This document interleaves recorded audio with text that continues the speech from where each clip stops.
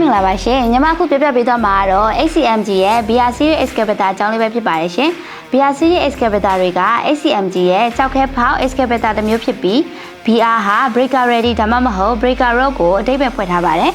BR Series Excavator တွေကိုအထူးသဖြင့်ကြောက်တုံးကြောက်ခဲဖောက်ဖြဲ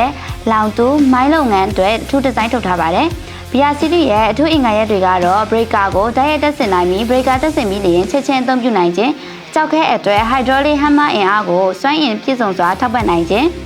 reinforced stretcher bomb and undercarry အထူးခိုင်မာခြင်း track shoe roller carrier roller တွေကိုကြောက်ခဲပြတ်တောက်ရနေရအတွက်အားဖြည့်ထားခြင်းအဆင့်မြင့် hydraulic system main fan control valve swimming motor travel motor တွေကိုကြောက်ခဲ breaker ရဲ့ continuous hammering အတွက်အားကောင်းစွာထောက်ပံ့ပေးထားခြင်း operator cabin ကို vibration မရှိအောင်စီစဉ်ထားခြင်းကြောက်ခဲပေါက်တဲ့အခါအတန်လျှော့ဖို့အတွင်းပိုင်းနဲ့ insulation အထူးပါရှိခြင်းတို့ပဲဖြစ်ပါတယ်ရှင်